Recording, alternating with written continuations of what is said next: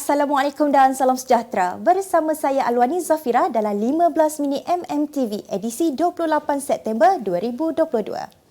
Kita mulakan laporan petang ini dengan kegagalan pemohon cemerlang mendapat tempat di Institusi Pengajian Tinggi Awam IPTA bagi program Ijazah Sarjana Muda bukan sahaja mencetuskan kemarahan pelajar terbabit, malah ibu bapa mereka yang menganggap ia sebagai tidak adil.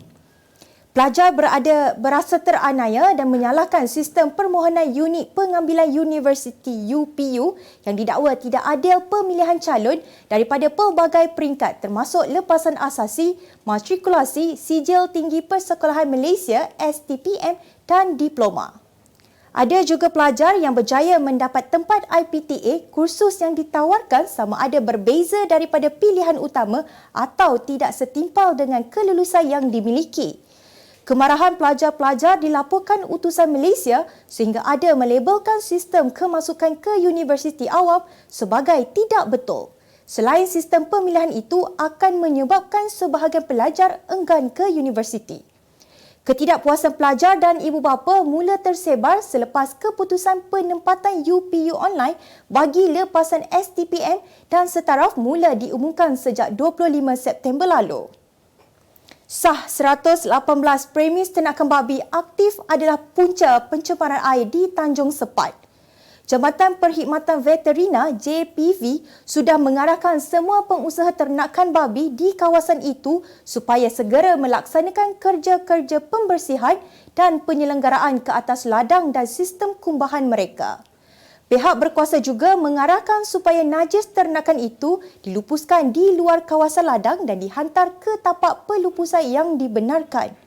Pengerusi Jawatan Kuasa Tetap Pelancongan Alam Sekitar, Teknologi Hijau dan Hal Ehwal Orang Asli Selangor, He Loy Sian berkata, Lembaga Urusan Air Selangor Luas akan mengarahkan pemilik tanah yang digunakan untuk tujuan itu supaya melaksanakan tindakan pemulihan saliran parit bagi mengelak air yang dilepaskan keluar dari lot tanah terbabit.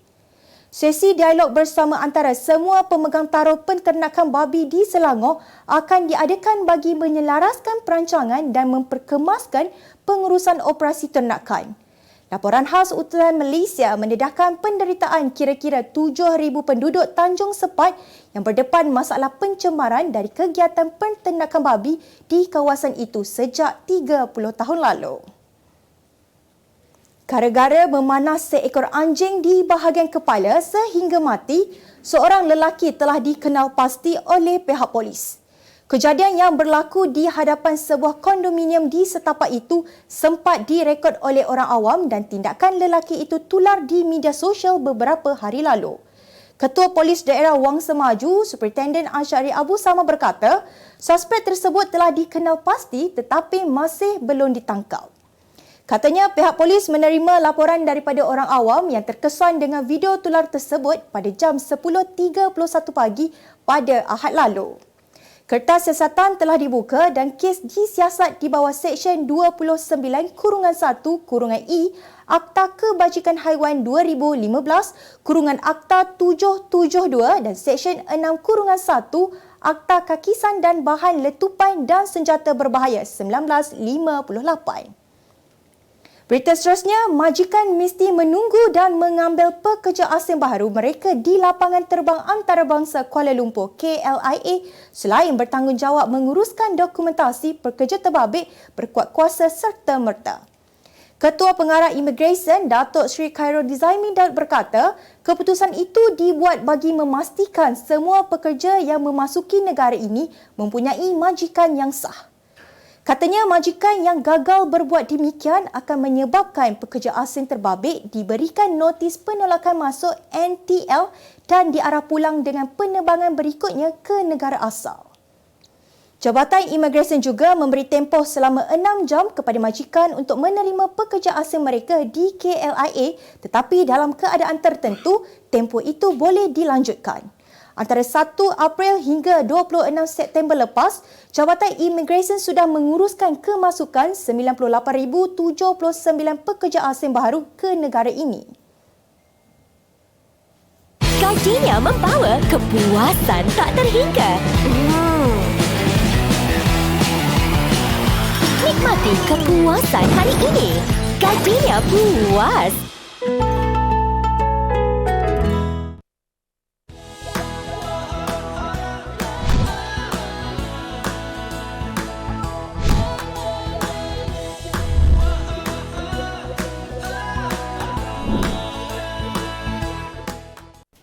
Kita kembali lagi. Bekas pengarah Agensi Dadah Kebangsaan AADK Melaka didenda RM3,000 oleh Mahkamah Session Melaka hari ini selepas mengaku salah menerima suapan RM400 bagi kegunaan jabatan 4 tahun lalu. Mengikut pertuduhan, tertuduh sebagai penjawat awam iaitu pengarah AADK Melaka telah menerima untuk dirinya suatu benda berharga iaitu wang tunai RM400 tanpa balasan daripada Budi Arif Rahmat yang mana tertuduh mengetahui individu itu mempunyai hubungan dengan kerja-kerja rasminya. Pendakwaan dikendalikan Pegawai Pendakwa Suruhanjaya Pencegahan Rasuah Malaysia SPRM Nur Shakila Yaakob bagaimanapun memohon hukuman berat diberikan dengan mengambil kira faktor kesalahan serius dan kepentingan awam. Selepas mendengar rayuan kedua-dua pihak, Mahkamah menjatuhkan hukuman denda RM3,000 atau penjara 6 bulan jika gagal dibayar dan bersetuju 3 lagi pertuduhan mengguna pakai TIC. Tertuduh kemudian membayar denda tersebut. Seterusnya, kira-kira 20 buah rumah terjejas susulan fenomena air pasang yang melanda 2 buah kampung di Klang iaitu Kampung Delek Kiri dan Dalam. Kesemua rumah mangsa dinaiki air setinggi 0.6 meter susulan limpahan air pasang yang mana paras air laut naik sehingga 5.4 meter. Penolong Pengarah Operasi Bomba Selangor Hafizah Muhammad Nur berkata, mangsa yang terjejas dikenal pasti menerusi pemantauan Balai Bomba dan Penyelamat Kota Raja kira-kira pukul 7 pagi.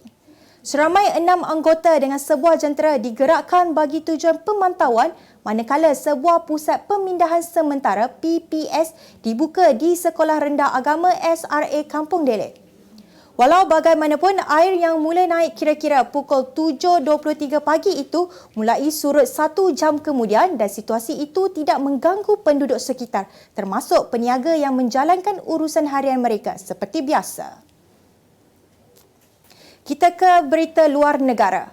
Putera Mahkota Arab Saudi Mohammed Salman diumumkan sebagai Perdana Menteri baharu negara berkenaan. Pengumuman berkenaan adalah sebahagian daripada rombakan kabinet yang telah diperkenan oleh Raja Arab Saudi, Raja Salman Abdul Aziz Al Saud semalam. Mohammed Salman sebelum ini memegang jawatan Timbalan Perdana Menteri Arab Saudi. Selain Mohammed, seorang lagi anak Raja Salman iaitu putera Khalid diangkat sebagai Menteri Pertahanan dengan mengambil alih portfolio yang disandang abangnya sebelum ini. Rombakan kabinet itu turut menyaksikan putera Mansur Mutaib Abdul Aziz Al Saud dan putera Abdul Aziz Salman Abdul Aziz Al Saud masing-masing kekal sebagai Menteri Dalam Negeri dan Menteri Tenaga.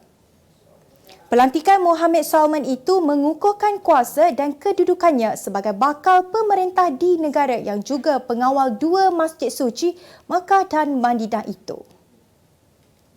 Pihak berkuasa kesihatan Uganda memberi amaran peningkatan ketara jangkitan demam berdarah Ebola di kebanyakan daerah di negara itu. Penularan ini membawa jumlah terkumpul kematian disyaki Ebola meningkat kepada 23 orang manakala 18 pesakit disahkan dijangkiti dan 18 lagi disyaki mempunyai virus maut itu.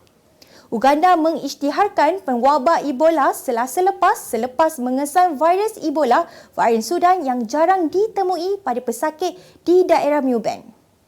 Virus itu merebak ke daerah Kigengwa dan daerah berdekatan Kasanda. Malah Kementerian Kesihatan Uganda melaporkan bahawa kes kumulatif meningkat kepada 36 termasuk kes disahkan dan disyaki. Uganda telah mengalami 4 gelombang melibatkan wabak Ebola, gelombang yang paling dahsyat menyerang pada tahun 2000 sehingga menyebabkan lebih 200 kematian. Gajinya membawa kepuasan tak terhingga. Nikmati kepuasan hari ini. Gajinya puas.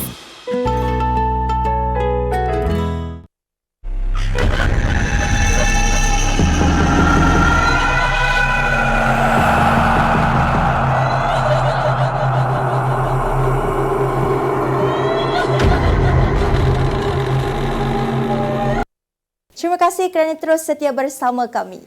Harga minyak mentah dunia yang tinggi dijangka meningkatkan pendapatan kerajaan sekitar 13 bilion ringgit hingga 21 bilion ringgit. Jangkaan Maybank Investment Bank itu berdasarkan harga minyak mentah semasa antara $100 Amerika hingga $120 Amerika satu tong berbanding anggaran dalam bajet 2022 iaitu $67 Amerika satu tong. Bagi setiap kenaikan $10 Amerika setong, pendapatan bercukai kerajaan akan meningkat sebanyak 4 bilion ringgit. Maybank Investment Bank turut menjangkakan pendapatan kerajaan yang lebih tinggi tahun ini disokong kesan positif harga komoditi terutama hasil minyak dan gas. Cukai barang dan perkhidmatan GST dijangka kembali diperkenalkan menjelang 2024 selepas pilihan raya umum ke-15 PRU15.